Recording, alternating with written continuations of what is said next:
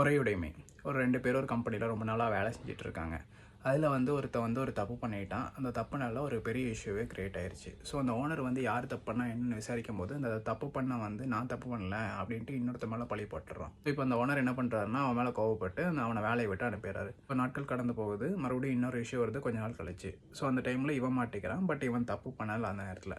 அந்த ஓனர் கோவப்பட்டுட்டு மறுபடியும் இவனையும் வேலையை விட்டு அனுப்பிடுறாரு. அப்போ தான் இவனுக்கு புரிஞ்சிருக்குது இவன் பண்ண தப்பு என்னன்ட்டு. அதாவது ஃபர்ஸ்ட் டைம் இவன் தப்பு பண்ணிட்டு அடுத்தவங்க மேலே பழி போட்டாலும் அதை நினச்சி ரொம்பவுமே வருத்தப்படுறான். அதுக்கப்புறம் சரி இந்த மாதிரிலாம் நடக்கக்கூடாது அப்படின்ட்டு இவனை சேஞ்ச் பண்ணிட்டு இவன் புதுசாக வேலை தேட ஆரம்பிக்கிறான். வேலை தேட ஆரம்பிச்சதுக்கப்புறம் கம்பெனியில் செலக்ட் ஆகிட்டு வேலை செய்கிறான். ஒரு மாதம் சம்பளம் கூட வந்துருச்சு.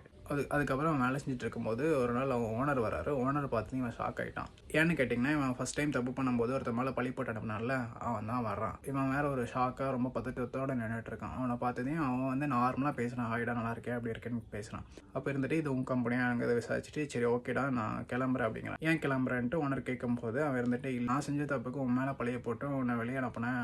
இப்போ நான் உங்ககிட்ட ஒர்க் பண்ணுறது சரியாக இருக்காதல்ல அப்படின்ட்டு நான் கிளம்புறேன் அப்படிங்கிறான். அதுக்கு அந்த ஓனர் இல்லை நீ வேலைக்கு சேரும் போதே எனக்கு தெரியும், இன்டர்வியூ அட்டன் பண்ணும்போதே எனக்கு நீ வந்திருக்கேன்னு தெரியும், உன்னை செலக்ட் பண்ணது கூட நான் தான் அப்படிங்கிறான். எப்பறம் இப்படி நான் உனக்கு அவ்வளோ பெரிய கஷ்டத்தை கொடுத்தேன், அப்படி இருந்து என்னை எப்படி செலக்ட் பண்ண அப்படின்னு கேட்கும்போது அந்த ஓனர் ரொம்ப கூலாக அதுக்கு பதில் சொல்கிறான். என்னென்னு சொன்னான்னு கேட்டிங்கன்னா, அதை நான் அப்போவே மறந்துட்டேன்டா அப்படின்னு சொல்கிறான்.